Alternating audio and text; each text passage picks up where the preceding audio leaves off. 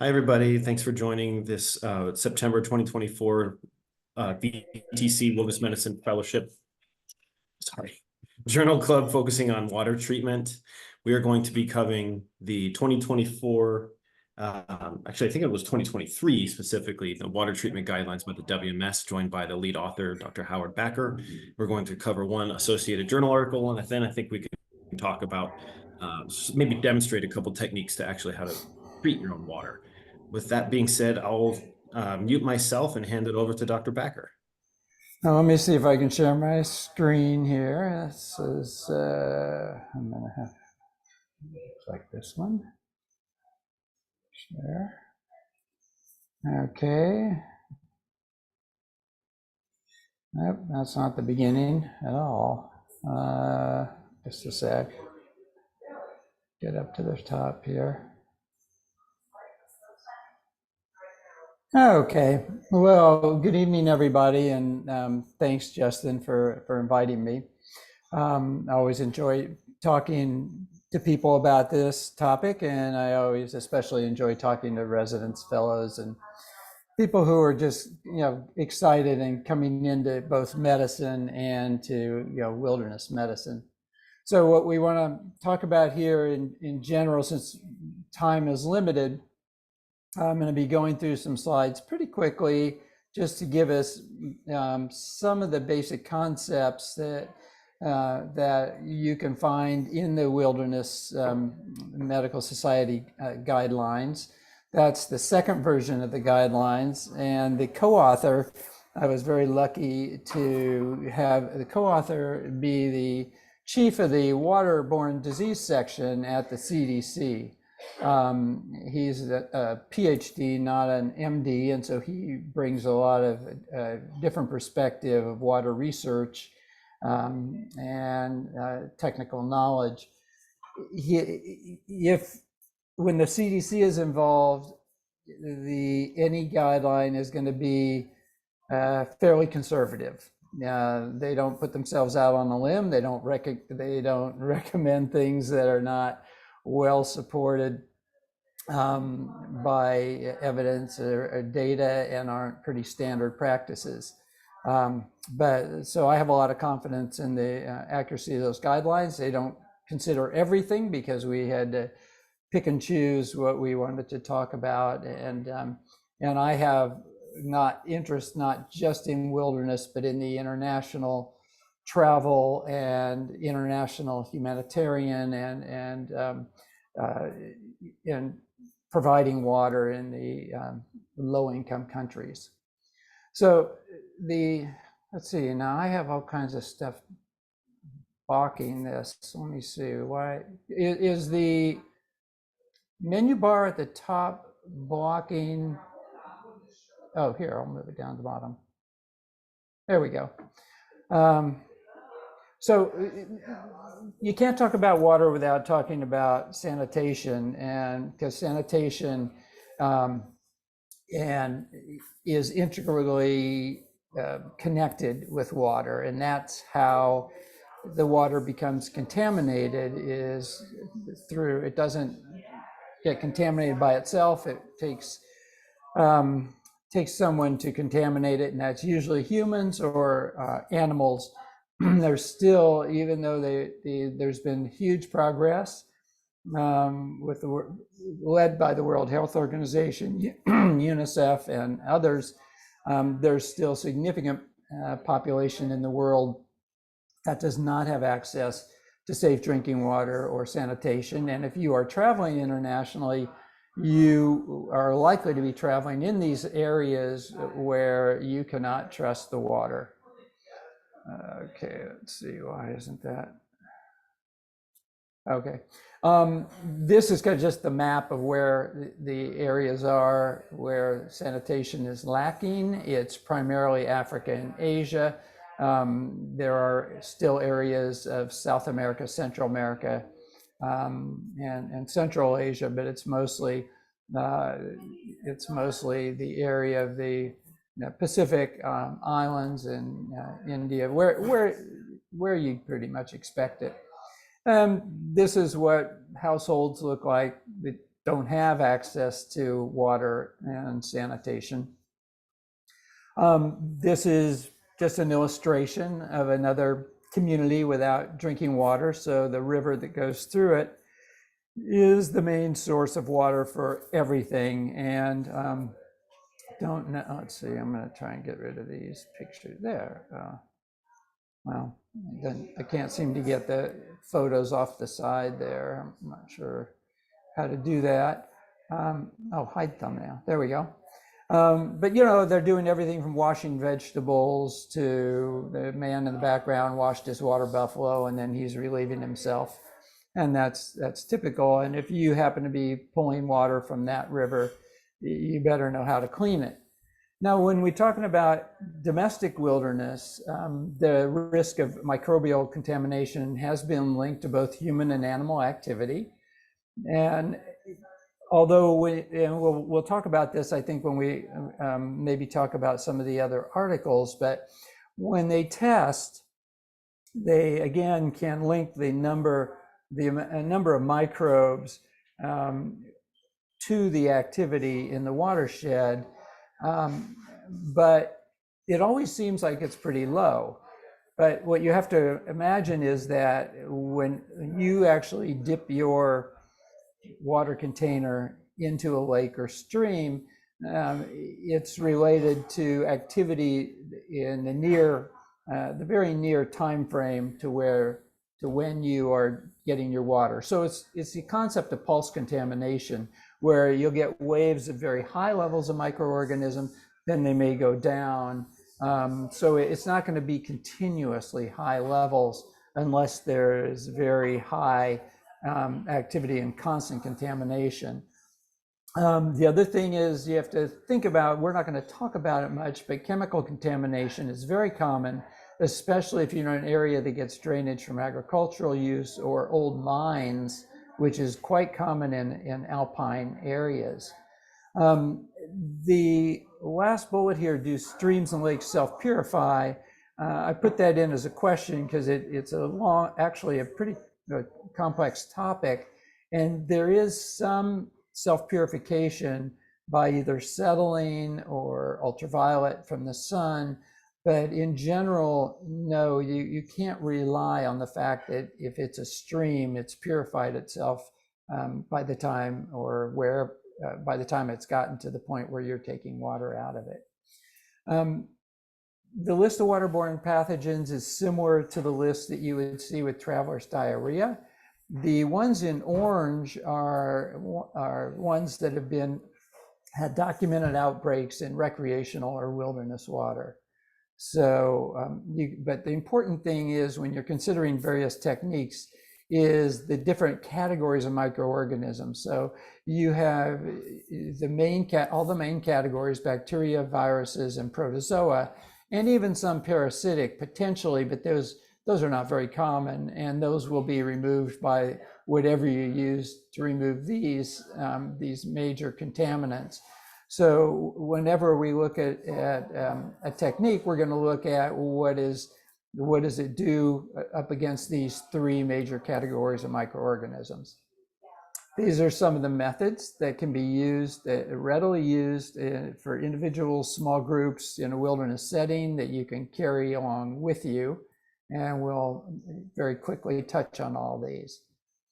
Clarification is improving the aesthetic qualities of water. It's the color, the taste, the smell.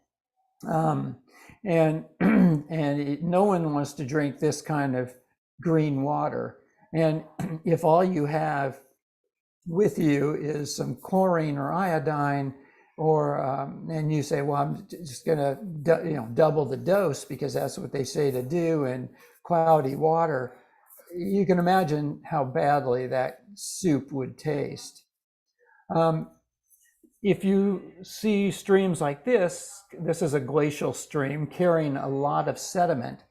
That is not infectious or necessarily dangerous, but doesn't make water taste very good.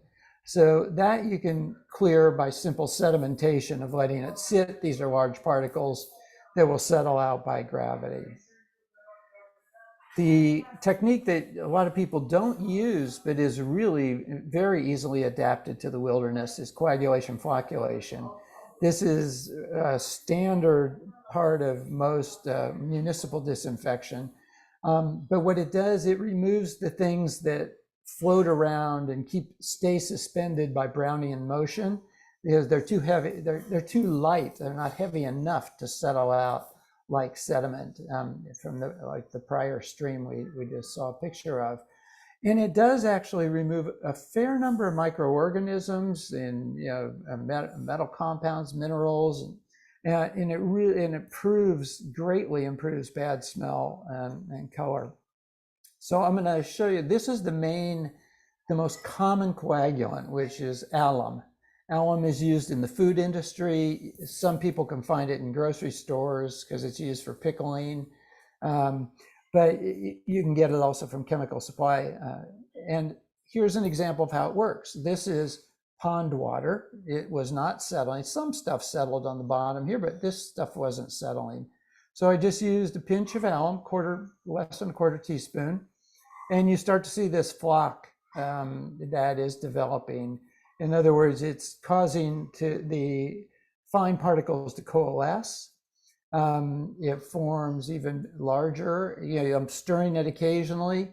It's starting to settle. Sometimes it'll settle on the top, sometimes on the bottom. And then I just poured it through a coffee filter. And you can see that what we started with, now we have tap water clear. It's not tap water pure, but most of the microorganisms and certainly all the unpleasantness has been removed from that water very simply. The other thing then for chemicals, and you're all well aware of granular activated charcoal because we use it the same way in our patients to decontaminate their stomach from whatever they've ingested, and it will absorb most things, including medications or chemicals, and it does the same in water. But it does not disinfect. We will talk about how it can be made to absorb certain microorganisms, especially viruses. But for the most part, it improves the aesthetics of water and removes chemicals. This is just a picture to illustrate that everything that comes out of a faucet is not treated. There was just a little polyethylene tube running out the back into a little stream that was right in back of this. And so this is just surface water coming out of a faucet. Let's talk about heat. And there's a lot of advantages to heat. It's very simple and almost always available, but it is limited by your fuel supplies. And it won't change the taste or appearance of water. If you take that brown water and boil it, it's still going to be brown, but it will kill all the organisms. And you can see down here, actually, cysts, Giardia and Cryptosporidium, are the most sensitive to heat, then bacteria, and then viruses. Now, the key, here's some of the data, thermal death points. It's a heat and time based formula relationship. And what you can see is that a lot of things are inactivated at low temperatures, well below boiling. And once you get up to boiling, it's basically instantaneous.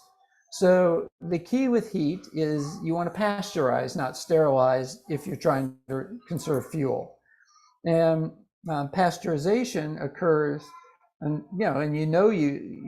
this is happening all the time for things that you ingest, milk and other food products. They can't bring it to a boil; it would destroy, the food product. So it really occurs at 65 degrees centigrade within a couple of minutes, or if you get up to 72 degrees centigrade, which is just 160 degrees Fahrenheit, it occurs within seconds. That's considered flash pasteurization. Now, why do we say you have to boil it? Well, because boiling's if you don't have a thermometer, boiling's the only endpoint that you can identify.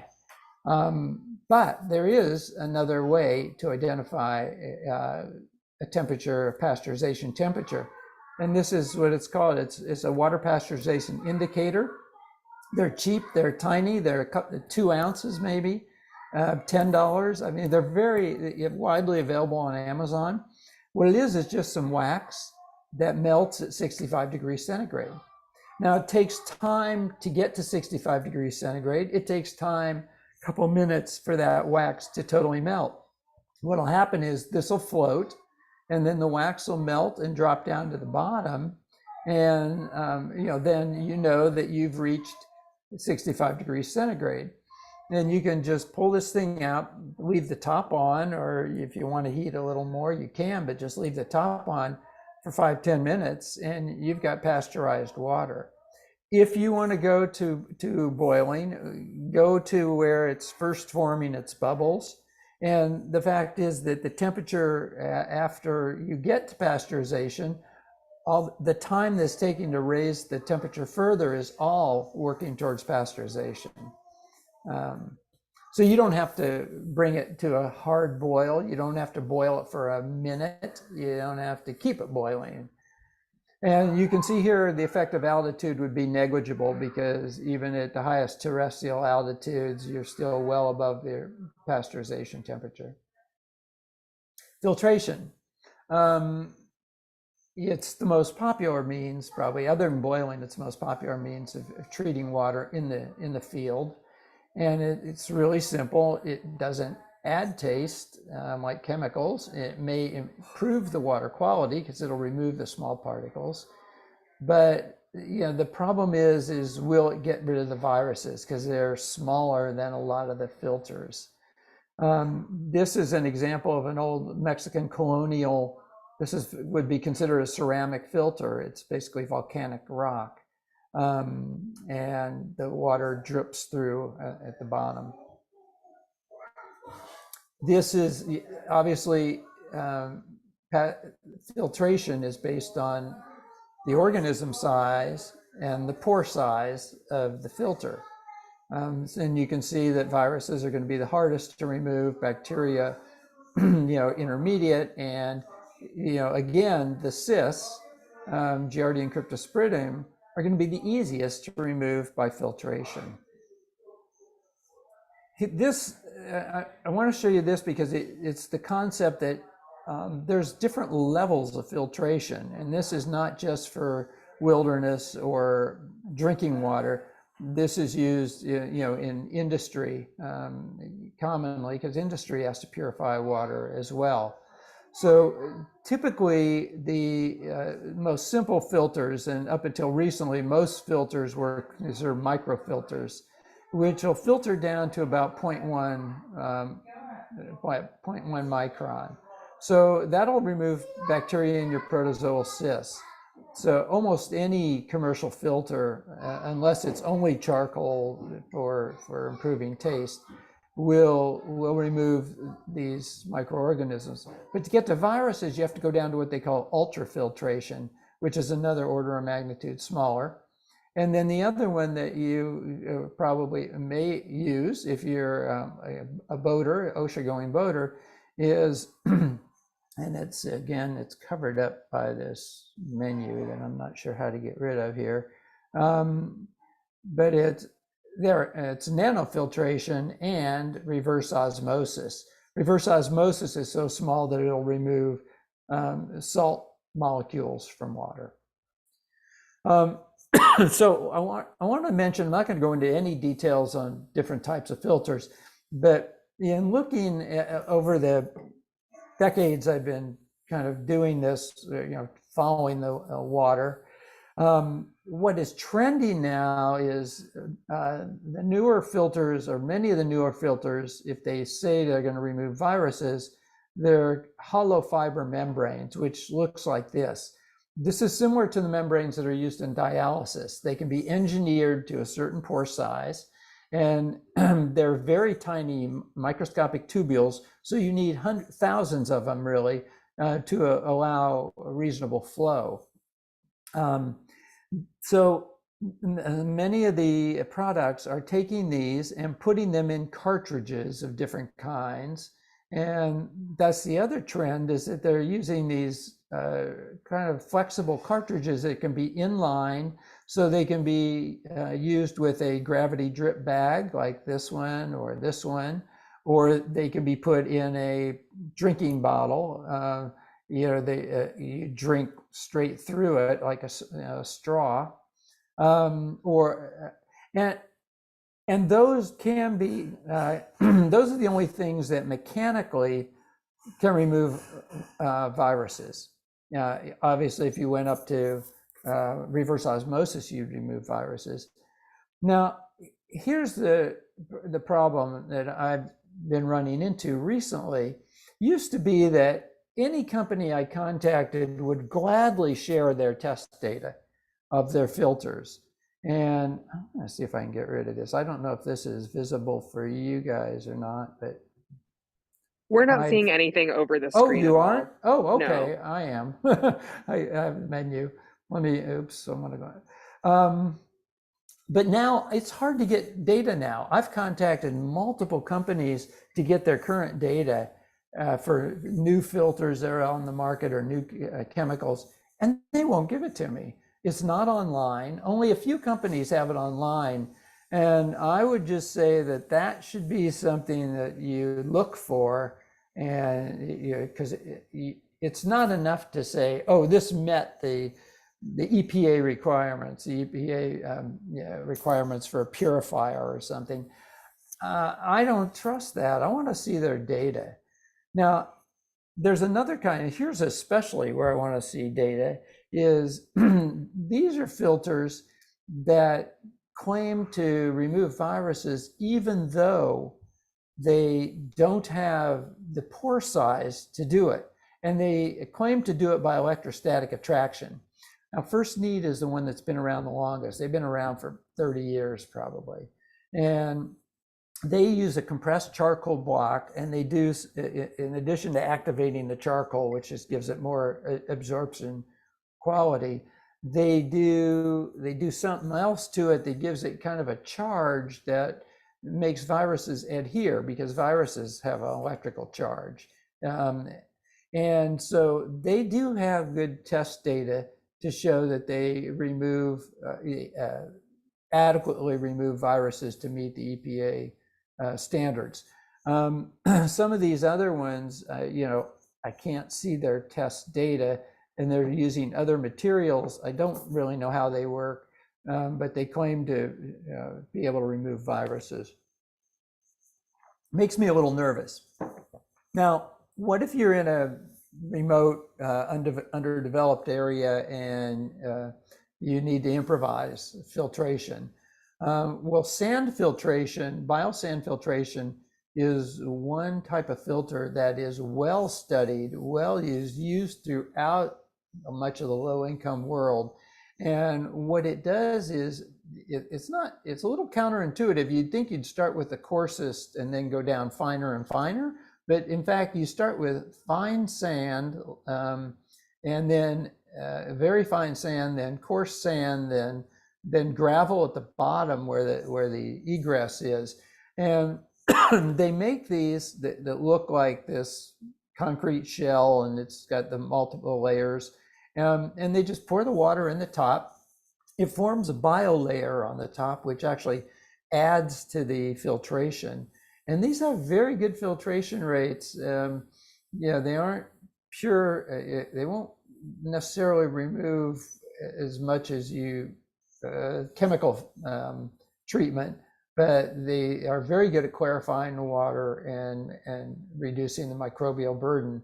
And this just shows you that buckets are just a way to improvise that, where you put holes in the bottom of the buckets. Each different bucket has, one of the different substances. Now let's move on to chemical disinfection, because this is still kind of the standard in many ways, maybe not for wilderness disinfection, but for worldwide water treatment. Chlorine is still the most commonly used chemical. And the advantage is that you can find it just about anywhere. You don't have to carry it necessarily. You can buy it. You can buy bleach almost anywhere in the world. And the other advantage is that you can treat any quantity of water with equal ease, which is not true of filtration or some of these other techniques. The problem is that has taste and odor, and if you're using halogen, which is iodine or chlorine, it has limited effect on cryptosporidium.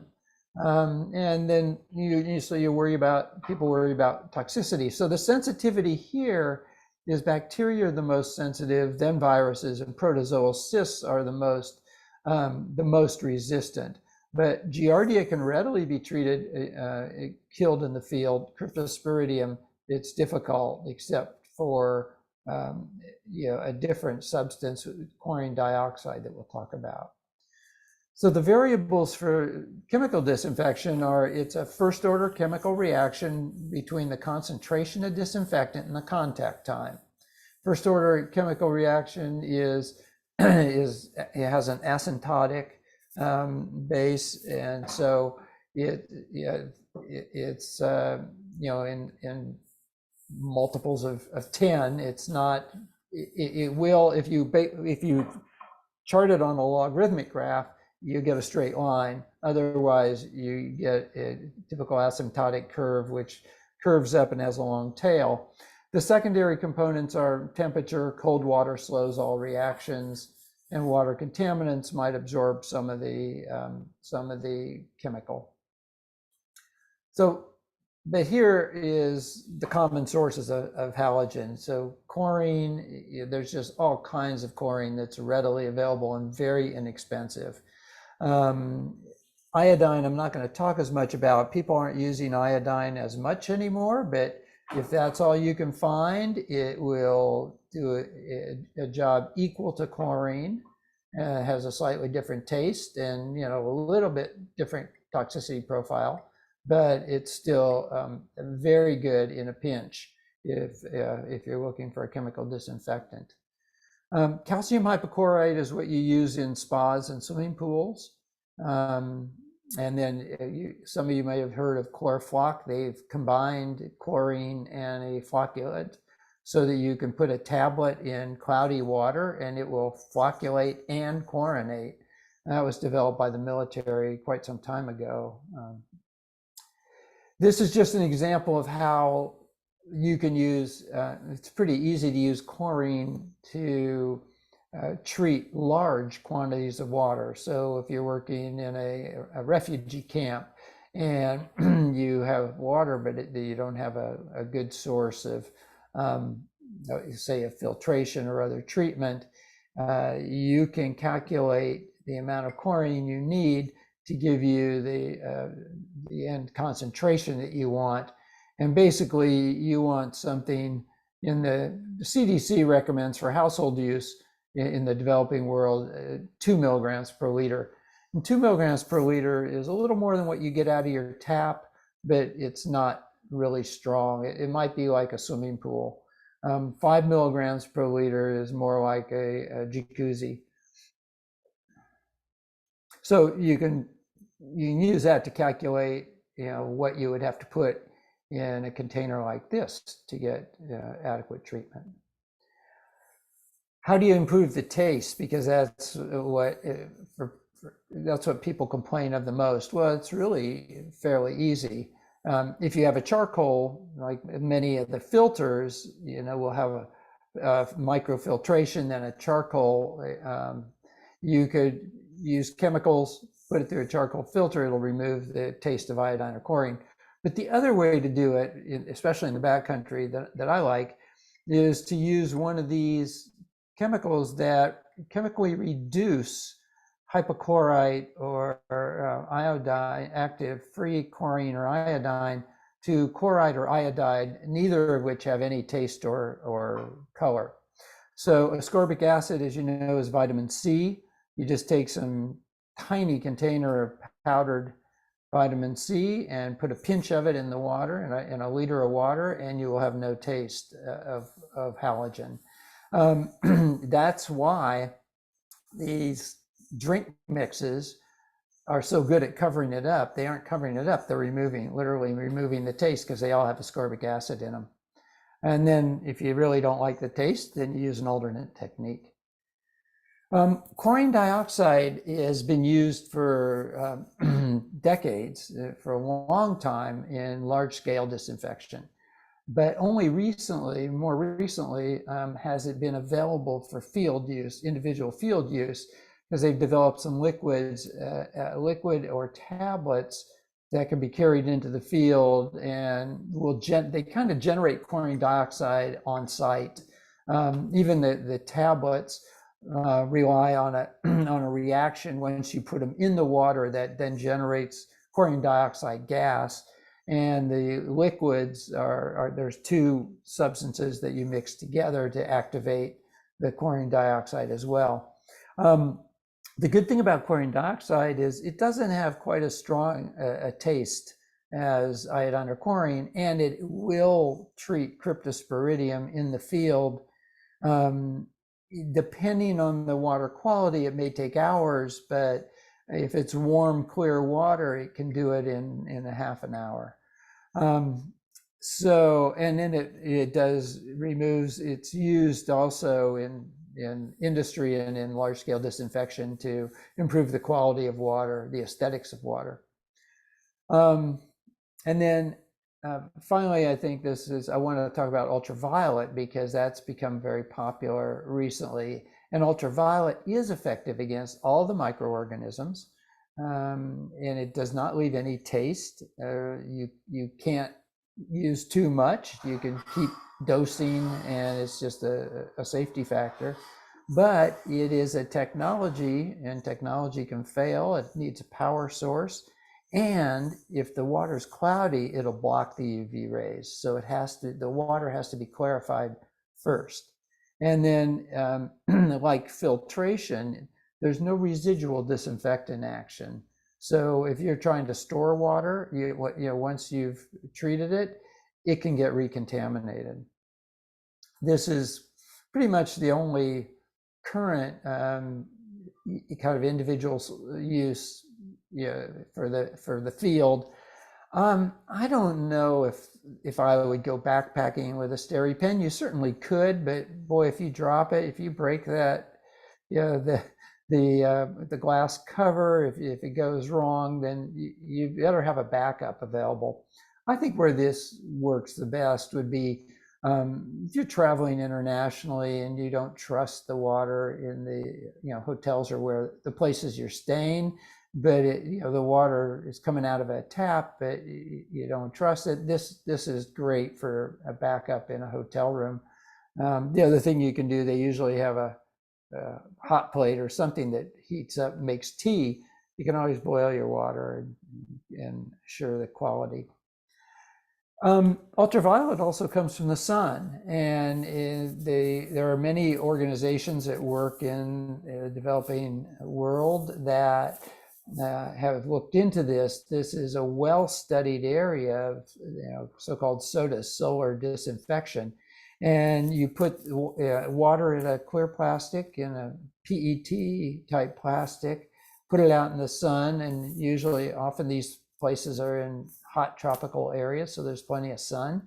And you leave it for a minimum of 4 hours. You shake it up a little bit because the oxygen helps, and just leave it for at least 4 hours. Turn it over or shake it again, if you can. And if it's cloudy, you should do it for 2 days, 2 days in a row. But it really dramatically reduces, especially bacteria. There isn't as good a data on cysts and viruses. It's a little slower, but it actually is a very good way in austere situations where you don't have any other means of purifying water. This will greatly reduce microbial load in your water, and there's a ton of studies and data on this. There's a very rich literature, actually. This picture illustrates a point that when you are once you've treated water, if you've treated it, or assuming it's been treated, then you want to be careful not to recontaminate it. So the recommendation is actually for closed jars, certainly nothing narrow mouth if you're going to have a jar, so that you can't dip your cup in it. This woman has a little ladle that she's dipping out water from. This one was really interesting because the cup is chained to the wall, and so it's a shared cup. So you need to be able to drink without touching the cup. And you have no idea who's had their lips around that. So anyway, let's summarize what we just talked about, and then we can go on to some discussion. Up here are the key means of treatment and the different types of microorganisms. You can see that bacteria are sensitive to everything. You can get bacteria relatively easily by using any of these methods. Viruses, the vulnerability is filtration. You have to make sure you have a filter that can either chemically or physically remove viruses. Protozoal cysts, the vulnerability is if you're using halogens, if you're using chlorine, it's not going to get cryptosporidium. So you have to remove cryptosporidium through simple microfiltration first, or if your filter has a charcoal stage, then you'd want to chlorinate it first, then run it through the filter, and it'll remove actually remove the taste of the chlorine. So what do we got? We have single step techniques that are going to get everything. Those are on this first list here. But or you can do rational combinations like chlorination flocculation followed by a little bit of halogen, a little bit of chlorine, or chlorine followed by filtration. There's a huge body of literature, not on wilderness disinfection, but there's a huge amount of literature on both laboratory effectiveness, efficacy, and then household level effectiveness, where they've tested all these different methods. And so here you see the effect at reducing diarrhea. Now that is not a direct, because there's obviously a lot of other ways you can get diarrhea person to person, food, but you can see that the water treatment does have a pretty good, does create a very good reduction in diarrheal illness in households. And then if you look at the maximal log reduction of the different microorganisms, bacteria, virus, protozoa, you can get an idea that all these techniques have been well studied. And you can see this combination, coagulation, flocculation, or chlorination is the highest in this summary of studies. Ceramic filtration does very well. Free chlorine, that's our standard that we're up against. Here's the biosand filters, so it reduces things significantly. And when you have very low quality water, you can see it's still very good at reducing diarrhea. And so let's go back to where we started, which is sanitation, because it's not enough just to drink clean water if you have dirty hands and dirty food, and you're spreading diseases in other ways. That's why now in popular river canyons, you have to collect your waste and bring it out. And the other thing is you need to make sure that everything is being cleaned adequately, and the best way to wash dishes is put some bleach in the rinse water. And then you just need to take responsibility for your own personal waste, your body waste. I hate to show pictures of poop, but this was in a beautiful High Sierra lake, about 50 feet from the lake. Somebody had actually left this, and we think that this only happens in underdeveloped countries. Well, it also happens in the wilderness, where people, if they don't have their toilet and their sink, they don't know what to do with it. But the instructions have been there for a long time of how to handle it. And back when they wrote the Bible, they even knew that they needed to bury their waste to prevent contaminating water and food. So I am going to stop there, come back. And I don't know what you want to do now. Let's see, Justin, do you want me to take some questions, or do you want to move on and discuss the articles? I think we can do questions now. I think that's great. First off, thank you very much. That was very thorough, and it was a great refresher just for myself as well. Does anybody have any questions about techniques or what you would do in certain situations?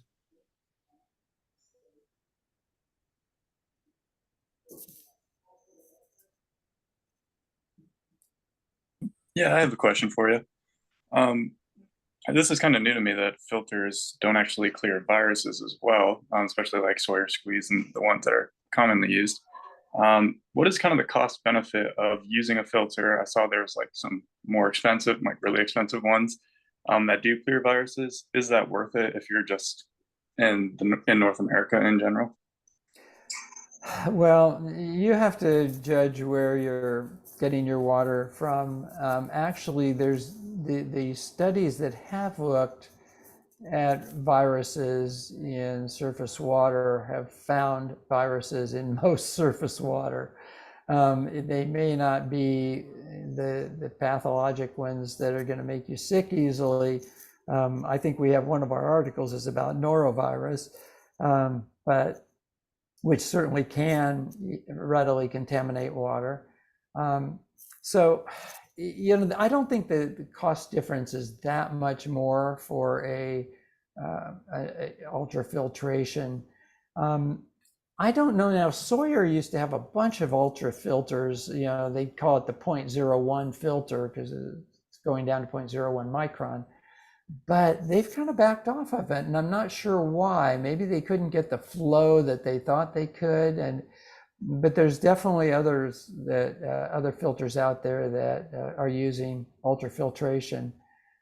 So I can't advise you on whether the cost benefit is worth it.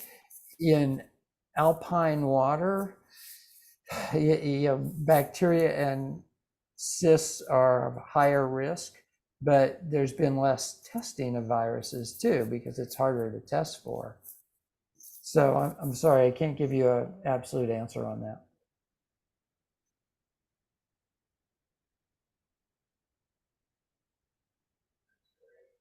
Can somebody who's done a through hike or like a long section hike tell us what you used and whether you wish you would have used something else? So I have I don't know, about 800 miles in the Sierras, and I've used one SteriPen the entire time. It's never failed. And the Wow. only, yeah. But as I was saying to someone today, SteriPen is for people who, if you look at their cell phone, if they don't have, if it's a person that has a cracked cell phone, they shouldn't have a SteriPen. It's a kind of a good way of but if you're someone who's never broken a cell phone, a SteriPen might work just fine. But I've used the same one. I've carried a spare set of batteries, but I've gone, about 800 miles in the Sierras and probably another 200 miles in other designated wildernesses, and that's been my primary source. I've had tablets or Aquamira as sort of something else as a backup in an emergency, but I think Aquamira is probably the most common backup. But the SteriPen has been great, and I think I bought it in 2013. Now you should know that the UV element does lose potency over time. So you probably should reinvest in a new one if you've had it that long, because you're not getting the same dose that you got when you first bought it. However, you may be getting you may be lucky in that you've had very high quality source water.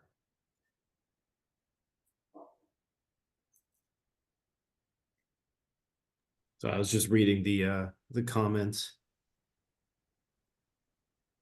Yeah, basically people are saying there's alternative Grail. I don't know that brand for high filtration. Well, Grail is one of them where they do not post their data. They don't say exactly what the filter is. So that makes me nervous, but they have a good reputation. They say they meet the reduction, the EPA required reductions, and what those are 6 log for bacteria, 4 log for viruses, and 3 log for cysts. And 4 log is the equivalent of 99.99%. 3 log is 99.9. 6 log is just 2 more, 2 more on the right side of the decimal point.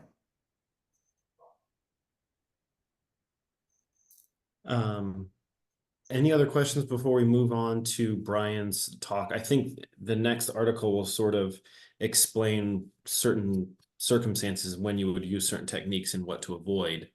I actually ended up cutting the third article Dr. Backer alluded to about norovirus, just because of finding people to present in this elective we're doing right now just led to me needing to make sure we could cover what we could. Everybody wants to read it, it is in the folder, and they just talked about it in this recent issue of the WMS podcast. I think it's a great review of norovirus and how to avoid the spread of norovirus.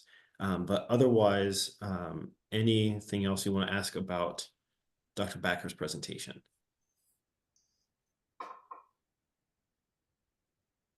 Okay, well, Brian, feel free to take it away, and Dr. Backer, thank you again. If you're busy and want to go hang out with your grandkids, please feel free to hop off. I don't want to take any of your time, but if you want to keep hanging out and adding your expertise, just we'd love to have you. Thanks. Now I can stay on for a while. Okay, so can you see my screen? Yes.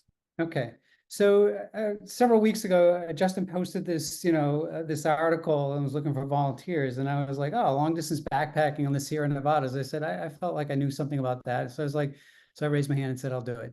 So I'm FNP based in Connecticut, and we'll just take it from here. So this, okay. So this article was published, was published in 2017 in Wilderness Environmental Medicine. The authors are affiliated with the UCSF Fresno and Cal State Fresno, and they were looking at long distance backpacking, specifically in the JMT. And so they were looking at sort of looking at the incidence of diarrhea and the potentially implicit variables among JMTers.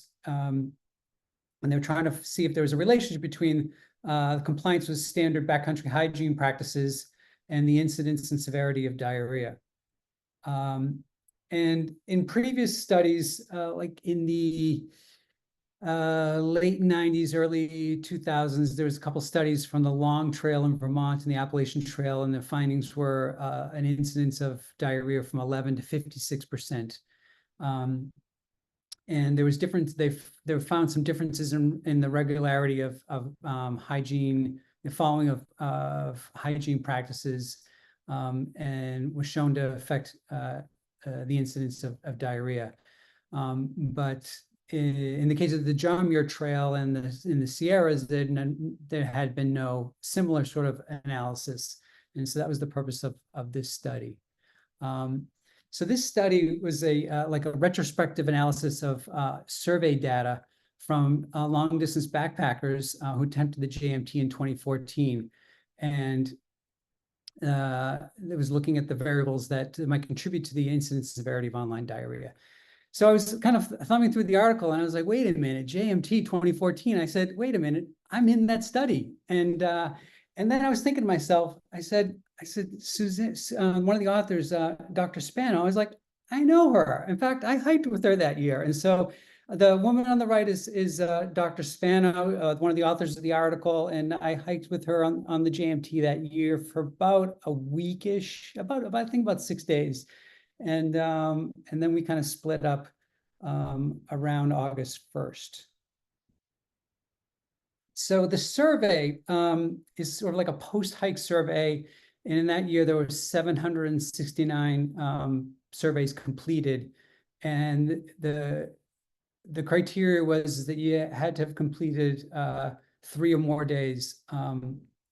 People who hiked less than 3 days were excluded. It's a very lengthy survey, a lot of questions. The gentleman behind his name is John Ladd. He's a retired lawyer in San Francisco, and he's a very big JMT enthusiast. He like hosted for years a Yahoo group that he moderated, and then I think he transitioned over to Facebook. And he's been doing various surveys from, I think, around 2012 to 2022.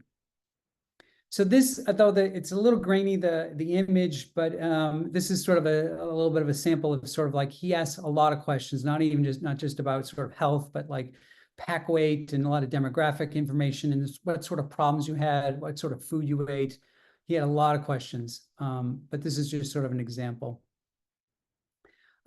So in the 2014, in that survey, there was 737 valid responses, and of those folks, 16% reported some diarrhea, and of the 16%, majority, 82% said they had minimal diarrhea, and 18% had significant. And then among those, 5%, or a total of 6 of the entire population, had severe diarrhea. With only one sort of unexpected exception, water treatment and hand hygiene weren't correlated with the incidence and severity of diarrhea. The unexplained and unexpected finding was that regular use of hand sanitizer resulted in higher severity of diarrhea, but it wasn't correlated with the incidence of diarrhea. And we'll talk about that for just in a few minutes, a little bit more. But here, just sort of on this study in the JMT, as I said, there was 16% incidence and 5% had severe. But with respect to hand hygiene, 36% of the survey respondents said that they consistently wash their hands. But when you look at whether washing the hands or not washing the hands affected their incidence of diarrhea, they were almost practically spot on. The entire incidence of 16%. And when it came to water treatment, there was a very high consistency of treating their water. 88% of the respondents said they treated the water. And then with respect to diarrhea, actually, the people who were treating the water had a slightly higher incidence of diarrhea than those who didn't. But it wasn't of significance. It wasn't a significant finding in terms of its p-value. So then what the authors did was they compared it to a study that were taken from Appalachian Trail hikers in '97, which is 17 years prior, where, as you can see in the right-hand column, the incidence of diarrhea on the AT was 56%, and a significantly greater number had severe or incapacitating diarrhea. And then when you look at the statistics regarding hand hygiene and water treatment, there are a lot more what one might expect in terms of, so there was a lower rate of hand washing, and that when it came to diarrhea, that when people were washing their hands, they had a lower rate than the entire population for getting diarrhea, whereas those who didn't wash their hands slightly exceeded sort of the entire population for incidence of diarrhea. And the same thing regards to water treatment. There was a lower rate of water treatment in the 97 AT study, and those that did water treatment did better than average with respect to diarrhea, and those who didn't water treat did worse. So there is notable differences between the JMT and the AT. And then, so the results of the JMT studies that there was no significant correlation between water treatment and diarrhea incidence or severity. But as I said, there was this unusual sort of hand sanitizer association in the severity of diarrhea. So the results, support a conclusion that backpackers have a lower incidence of diarrhea than the AT. it wasn't unclear as to what was going on with the hand sanitizer. There was some in the article there were some thought that, as someone who had diarrhea and they were handling their hand sanitizer, that maybe their hand sanitizer container was then contaminated. And if they were having severe diarrhea, that they were, reaching for the hand sanitizer more frequently. I don't know. That was just one thought they had in the article.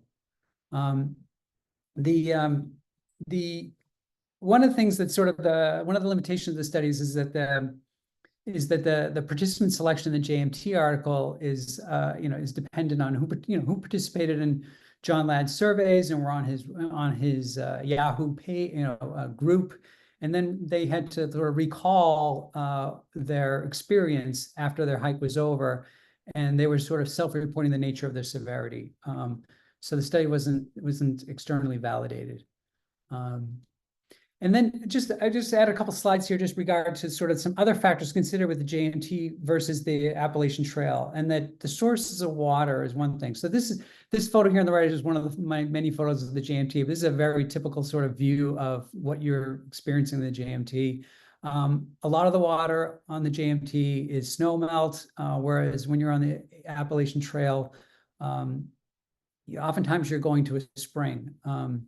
And so there's a lot of ultraviolet light, and a lot of the water is above the tree line. And so on this slide here, I just have sort of a profile of the elevation on the JMT, and of the 220 miles, a fair number of them are actually above. I'm using 10,000 miles as an approximation for tree line. It kind of varies depending on where you are, but 10,000 is a pretty good average estimate. And so a fair amount of the trail is above tree line, there's active snow melt throughout the summer. There's no pavement, and there's no well, I'll get into this in a second, but there's no real it's very hard for the public to access this trail. So once you're on the trail, there's not a lot of like day hikers. So the AT&T, there's differences, the AT versus JMT, there's differences in the availability of the water. There's differences in sort of the amount of sunlight relative to the tree line. Another thing is outhouses. Big difference here. There's on the long trail, there was a earlier study in the 90s. It's up in Vermont, 273 miles. There's 70 outhouses. There's one every 4 miles. On the Appalachian Trail, there's roughly 250 outhouses. There's generally an outhouse wherever there's a shelter, and so there's one every 9 miles. On the John Muir Trail, there's basically 0 outhouses. Everyone is instructed to use cat holes. There's in Yosemite, right at the turnoff for Half Dome, there is an outhouse is maintained by the Park Service. And then there is a couple toilets at sort of the off-trail resupply places like Muir Trail Ranch and VVR, but there's no outhouses on the trail. And when you get to the Whitney Zone, it's not even, it's no longer cat holes. You have to use a wag bag for your poop. So that's a very significant difference between the trails. Then there's some other differences in terms of like for example, like the mammal population. When you're above the tree line on the JMT, there's not a lot of large mammals on the trail that are peeing or pooping on the trail. Occasionally you'll have a mule team come through, but it's pretty rare. As I said, it's very hard to access the JMT by the public on a day basis. The JMT is limited to 45 permits per day. So there's a very limited access relative to sort of the AT, which can affect how diarrhea may get passed from person to person. The permitting process of the JMT, because it's such early in the season, and then there's websites like John Ladd's, I think it leads to more planning, a purposeful sort of planning about what you're going to do about your water strategy and things like that, which could also cause JMT to have more favorable diarrhea results. And then when comparing two studies, there's been a big difference in water treatment methods between 97 and 2014. We have, in 2014, there were newer, better pumps, there's Sawyer squeezes, there was other things available. that wouldn't have been available to through hikers in the 90s.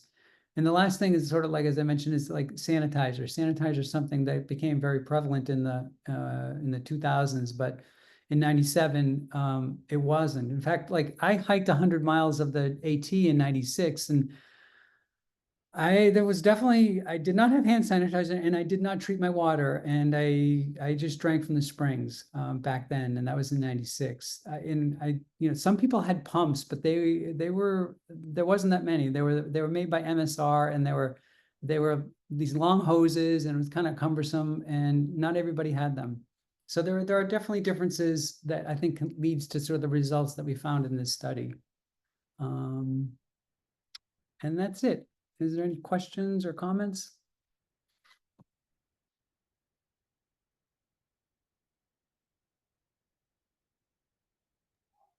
Dr. Backer, did you? This is Howard Backer. Yeah, I had a comment that I think that's fascinating, and it brings up a couple of points.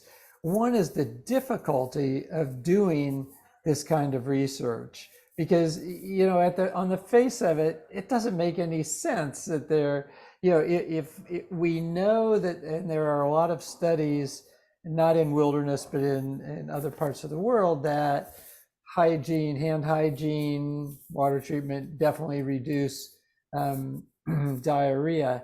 But it's most of those, though, they stay on top of it. They're doing the research at the time and following these families and these communities, as opposed to a retrospective survey type study, which is really hard to pull off accurately. So those of you who are looking to do wilderness research, just be aware that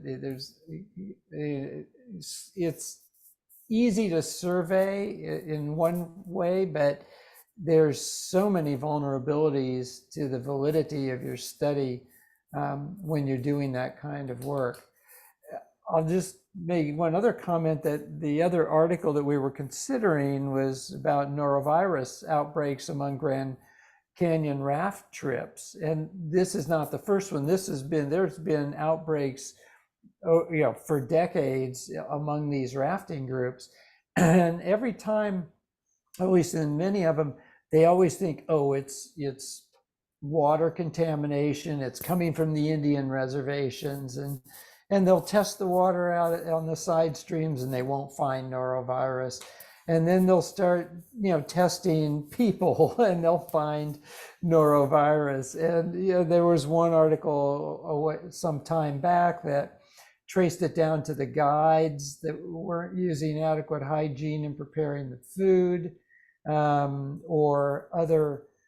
This article that was most recently found that diarrhea was associated with lack of hand hygiene, but they mostly thought that it was introduced by travelers, by rafting people, clients who came while they were still ill or incubating, but not sick enough to cancel their trip. They weren't having if any of you have had norovirus or had a kid with norovirus, it's horrible, explosive diarrhea, vomiting. It doesn't last a long time, but it's not pleasant. But anyway, they traced it down to clients who were joining these trips, and they could any association with a sick person increased your odds tremendously of getting sick. So it's really hard to know when you have diarrhea in those settings where you got it. So it's fascinating and difficult. I give anyone credit who attempts to do these kinds of studies. Do you think the outhouses play a role on the East Coast? Play a role in causing diarrhea? Or passing, No. or causing increasing the frequency, because it can be passed from person to person by the door handle. Well, that's true of norovirus. Many other kinds of diarrhea take a little higher dosage from fomites in the environment, but I don't know. I mean, when we go into disaster situations, we always put outhouses in, and but if you end up getting an outbreak of norovirus, which I had the experience of, we were providing medical care for a dozen shelters after the Paradise fire in California. We started having norovirus outbreaks in these shelters. It was a nightmare because here were these Red Cross general population shelters with cots 3 feet away from each other, and people were throwing up and having diarrhea. And they had outhouses out there, but not nearly enough.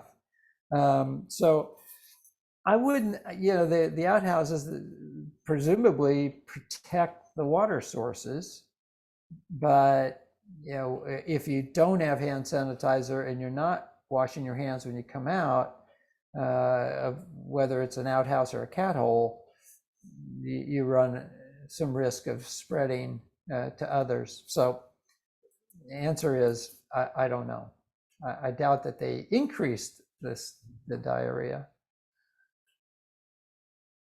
One of the studies that I ended up not selecting was assessing the incidence of like enteric bacterial contamination in sources in national parks that use traditional pit toilets versus this new outhouse that has like a liquid solid waste separator.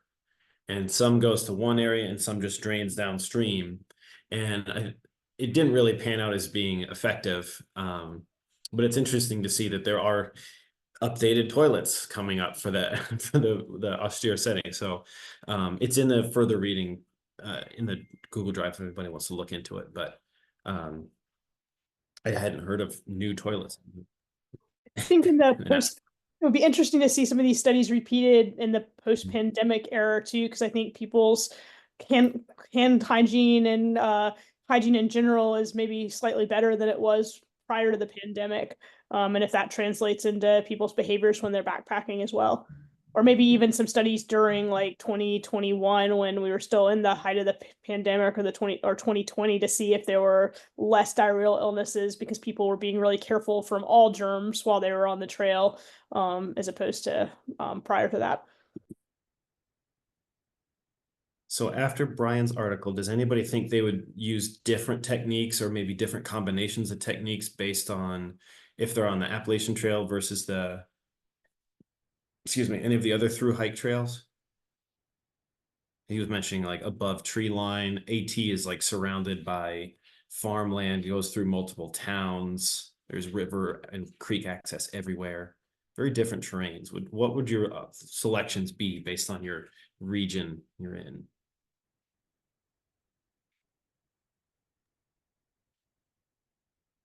Like you probably are going to need to be more careful on the AT because it's closer to bigger populations, more agriculture, and like maybe thinking about double treating or kind of, I think also the AT is a pretty diverse trail and where you are in different places. So there's some places that, less contaminants that you're worrying about, but then there are other places you go to and you're like, wow, this water is probably pretty dirty, or maybe when I resupply, I should buy some water in town. Yeah, that's Well, exactly I what I say about like in the AT, if I'm in town, I'm bringing some water, some store-bought water back onto the trail with me. Yeah, I think I can get to the Blue Ridge Parkway in like 6 minutes from where I live. I can get the Appalachian Trail head, one of them, within like maybe 10-ish minutes. And it is like in the parking lot right next to a major highway. And then it's maybe a short half-mile hike to the trail. So it's really accessible. And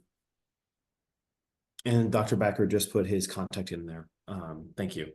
So I like the two treatment approach with specifically the section hikes that I do locally. First off, the three most like photograph sections of the Appalachian Trail are nearby: McAfee's Knob, Tinker Cliffs, and Dragon Tooth. So just so many people go through that area. So it's ease of access means more people means more contamination. So we've talked about how to treat the water. I think maybe it might be a good time to talk about ways to reduce your contamination of the water. So when you're hiking or outdoors in any way, how far away from a water source should you dispose of any waste, human waste? Maybe pet waste too. What's the minimum distance? Is it 100 feet? The recommend is at least 200, and that's the minimum. Which can Okay. sometimes be tough on the AT because like you're by water all the time. So you're like having to go trek off somewhere or use an outhouse, I guess. So 200 feet, that's actually a decent ways. I think people probably are, exerting themselves hard, going 20 miles one day and being exhausted. Like, I'm not doing it. I'm going right here. So that's one of my thoughts for contamination risk. I think it's one of the highest. Let's say you're group trekking, like we just came back from an overnight group trip, where there were 2 porta potties essentially. What are some ways you can reduce group spread of diseases when you're so closely in contact?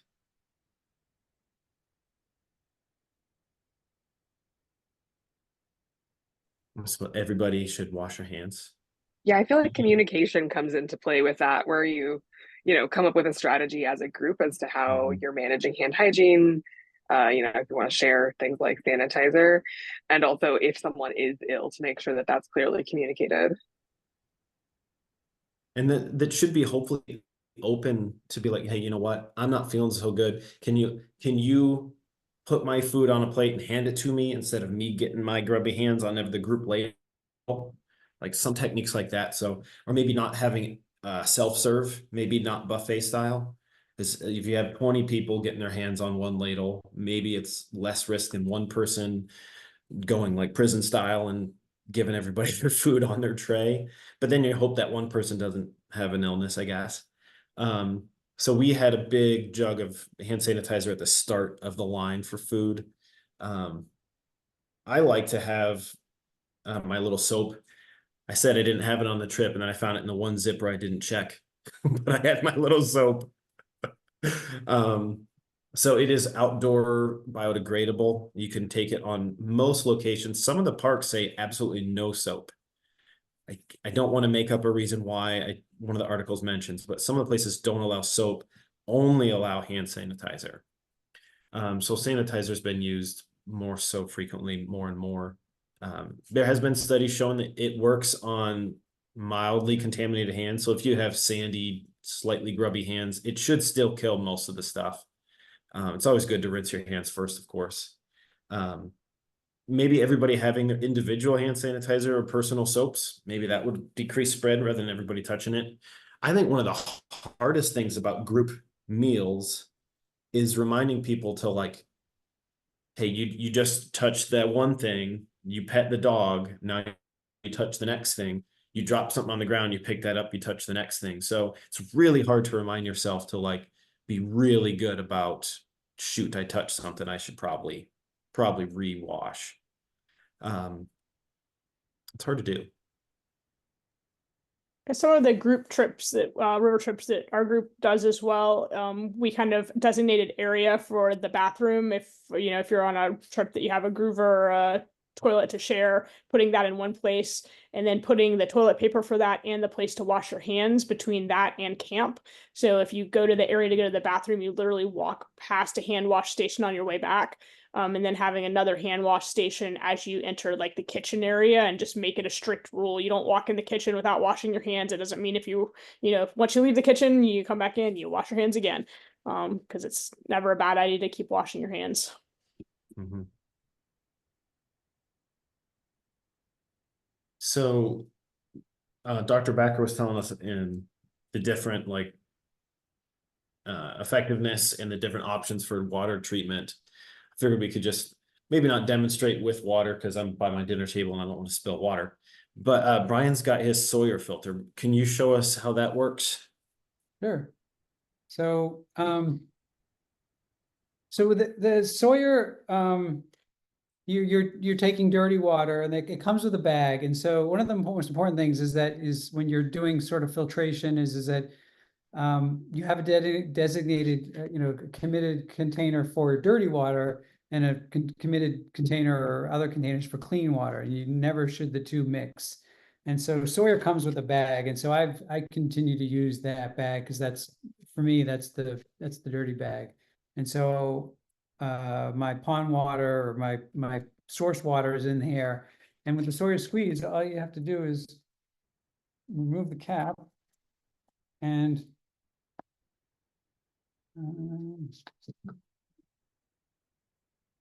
squeeze it in. And squeezing slowly, but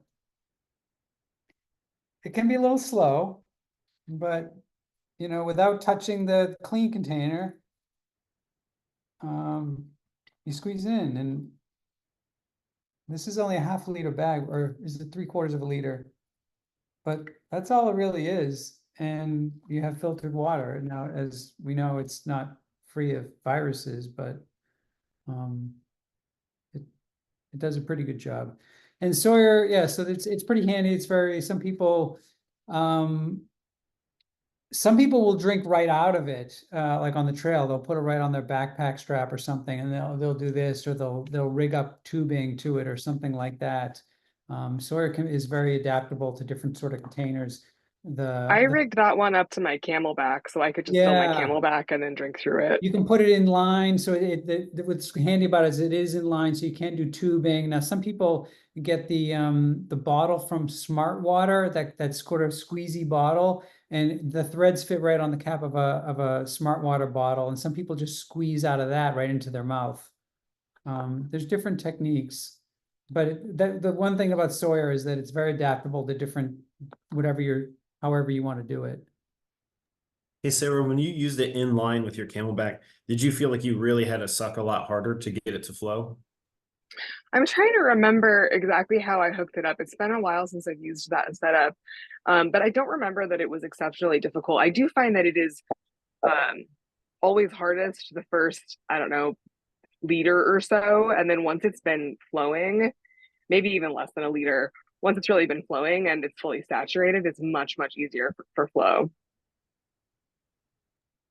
Thanks for showing that, Brian. Mm-hmm. The things that I always bring, I love my Life Straw. It's tiny. It weighs like basically nothing. It takes up not too much room. It uses the technology Dr. Backer mentioned with like the membranes that he showed a picture of. Apparently this is the old version. I didn't know they came out with a new one. I haven't seen that until during the presentation. I pulled it up. It filters down to 0.2, not 0.02, 0.2. So it does nothing for viruses. But it's pretty good at parasites and bacteria. I want to show pictures of this because I had never seen this before, and I pulled it up during the talk. LifeStraw came out with, I get no money from LifeStraw, but LifeStraw recently came out with this new version of what do they call it? The LifeStraw Sip. I'm not sure if anybody can see that. So it's like a tiny version of the LifeStraw we all know. So it looks like one of the new metal straws everybody uses. And it has the exact same ratings that they've specified for this Life Straw. And at 0.2 microns, and it says the same percentages for what it covers. I have to imagine that the membrane surface area that it has got to be a lot less than this. So it makes me question. So I think that brings up what Dr. Backer mentioned with like, are they showing the research or are they just showing the numbers that they got? Are they mentioning their actual numbers? I don't know. I just thought that was kind of cool that they had one that was so small and packable and you could use it day to day now. Again, don't make money from LifeStraw, but I think this would be kind of cool for like a car camping group trip. Apparently it holds like 50 liters. And then it's got 2 little dispensers. So it says it goes down to 0.02 microns. So then they're saying they cover viruses. So that's kind of cool if you're just doing like a family trip or a very local small group trip. Let's say you're using instead halogens, like you mentioned, that comes in chemical powder or a liquid. These are actually iodine. I'm not sure why I went with iodine when I bought them, but that's what I got. So if you read the directions, I'm not sure if everybody's actually used these before. It specifies the water volume that it treats, which makes sense. You can't just treat 5 gallons with the same amount of chemicals you treat a liter. So it's actually measured for a quart or a liter. So a typical Nalgene size, 32 ounces is what it will treat based on the instructions listed. I have a 40-ounce Hydro Flask. I would have to, I don't know, just add an extra tablet maybe, but it would not cover it as opposed to this is the specified size. Nice thing is this is the most common. So, Michaela, you have your hand up. Yeah, can you hear me okay? Yeah. I had a question about that when it came to the water purification tablets this summer. Mhm. I was hiking on the Colorado Trail using Aqua Tabs, and Yeah. I think I was just looking it up again. It's like a tiny little tablet for up to 4 liters. So would you be concerned with having too much of the chloride then? Like what is the point where you're concerned about taking in too much of a tablet if it's for a much larger quantity of water? Interesting. It's just purchased like in a little container like this at any of the outdoor stores. Mm-hmm. Did it specifically say for group use or individual use? I'm just curious now. I think it was individual. I'm Huh. gonna look up the ratio again. I was just looking it up earlier, but it seemed like it was for a much larger quantity of water than the liter bottles that I was carrying. I just had the smart water bottles. Actually unsure. You would About probably be fine. It would be like drinking some swimming pool water when you were swimming, or, even household bleach, like don't really want to drink it, but it's not caustic like industrial bleach. So, I think kind of just let taste be your guide. And if it tastes horrible, you should probably stop drinking it. But if it's tolerable, then it's probably not gonna make you super sick or anything. Yeah, good I do rule of find thumb. the ratio they mentioned interesting though. Yeah. Yeah, it's weird to like have 4 liters of water. I guess maybe someone who has like a really big camelback or something like that would have that volume of water. I don't know if you could break the tablet in half and then do 2 liters. That's really interesting. Yeah, Um, that's what I was thinking when that occurred. And then I was looking up the toxicity and it just said basically like not super concerned about toxicity. So it was pretty non-specific. it is one of the most commonly used chemicals our species uses. Obviously heat, pretty darn effective. Jet boil, whatever your brand is, you can do personal treatment and then you have your own water that's might still be like dirty, but it would be like bacteria, parasite, virus free. So then filtration heat or some manner of flocculation heat, some way to get the debris out. And then the mention was, I think Brian mentioned the larger filters. So this is my MSR. It's got a heat pump. It can handle a large volume, but you're sitting here cranking through this for a while. Mine was, you have to boil the filter between uses. So I have done that. So I have actually attached to my clean bag because it is clean, but this is my clean bag. Typically you put your, this is my clean bag. This is how you would properly attach your clean bag. This is your input hose. You can put this into another bag. So you can like go down to the river, fill up another bag, make sure you label them appropriately. Put this into your filter bag, so just like sit in the water and do it. Or you can just sit by the creek, toss this in and pump directly into your bag. A little bit bulkier. I probably wouldn't bring this unless I was on like a day or two trek or like a car camping or rafting trip. It's just big and bulky. Those are the techniques I have. I don't have my SteriPen available right now. I would always recommend having an opaque bottle that you're using it in. I just like to think that it keeps the light bouncing around a little bit more than just going out of a clear bottle. But you have to have clean water, so flocculation or filter before using UV light. If it's real grimy, it won't work. I think that like on group Any trips, other technique? yeah, on the group trips, the gravity ones are kind of handy. You just hang it from a tree and then just, if you need water, you just go up to the tree and the water is constantly filtering. I do find myself thinking about, the filters that I have are rated for microbial things, but not chemical contaminants. And was always wondering, is there potentially some agricultural contamination, things like that in water sources? I think most of the places where I'm in the backcountry, that's less of a concern, but it is something that crosses my mind periodically. I'm curious if anybody has any solutions they've tried for that. Well, I can specifically say I just read this manual before sitting down here, and it says not for use near any like agricultural land. So I Which- always wonder with some filters if that could actually stain your filter or contaminate your filter, which would then contaminate future water that you filtered even after you got out of that situation. I know Mhm. when we do stuff on the New River, it's all rafting, so it's a little bit easier, but like we just bring our own water because that water has so much runoff and so much fertilizer and other things in it.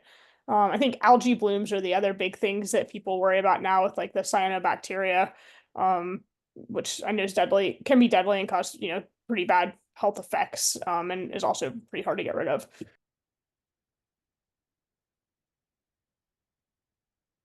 And then the study from 1996 compared to 2014, part of me just wonders if the contamination risk difference is just because it's been another 30 years and every decade is more higher numbers of people being active outside.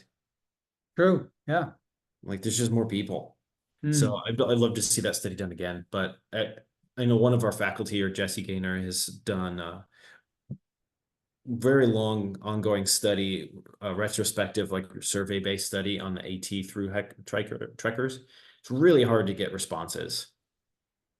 It's hard to get them to follow through because then they finish their hike and you want to do a follow-up survey like 6 months later, a month later, they just poof. You can't ever get your follow-up. But it would be really interesting to see like a follow-up study of how they would have done things differently or the symptoms that they got that they were unsure of. But any other questions about water treatment, or I don't want to call it purification, let's call it treatment. Was gonna say the other interesting thing would be like looking at drought years, because you think that, normally you want to get your water from something that's large and moving and that sort of thing. And especially in the southeastern United States, when we have a bad drought year, like McAfee's Knob, Dragon's Tooth area, like there is crappy water, if any water, which I'd imagine probably has higher contamination. So, if we could find someone that could do really good studies, it would be cool to look at like rainfall amounts and drought conditions and concurrent GI illness with that.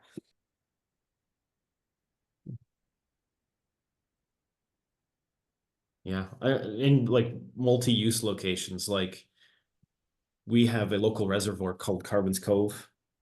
And the only time people are allowed to be in it is when we host an Ironman. That's the only people that are allowed to swim in it for some reason. But it's also they allow horses and dogs throughout. So it's kind of just weird when you think about where your water comes from sometimes. I think about that a lot in Colorado, where dogs are allowed into a lot of the reservoirs that humans are not allowed to swim in because they're water sources for drinking water. And they allow like low horsepower gas engines. I don't know. Somehow Ironman triathletes don't cause any contamination, luckily. So good for them. Otherwise, I think we've covered a lot. Thank you all for participating. I work real early and I kind of want to go to bed soon. So thank I you. was hoping I could make a quick announcement. If Oh, that's sorry. okay. Sorry, Sarah. I told you would, and I got sidetracked. Please go ahead. No, that's okay. If anybody here is interested, I'm Sarah Kirkpatrick. I'm a third year EM resident at OHSU in Oregon, and I am the editor for the Headwaters Climate Medicine column for the Wilderness Medicine magazine. So if anybody's interested in authorship, it's a pretty easy way to get a publication in the field. So it's a good way to get some experience and some interesting things on your CV. And I would love to have submissions. I think there's a lot of interesting content that comes really directly with the wilderness medicine stuff. So I think, even if somebody was interested in writing about how does climate change affect experiences through hikers or things like that, there's a lot of content. If anybody wants to brainstorm ideas or is interested in authorship, I'll put my contact information in the chat right now.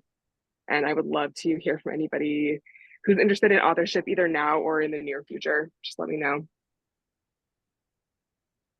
And Sarah, can you email me as well? I'll try and share that if you send me a message. Yeah, I'd be happy to do that. Thanks. Perfect. All right, well, I will see you next month. We're covering drowning. Wake Forest, who was Dr. Chris Davis was the lead author for this guideline next month. And he's and his fellow are going to join us for drowning, which is one of our favorite topics in wilderness medicine. So love to see you next month as well. Otherwise, see you next month. Thanks for joining. Thank you. Bye-bye.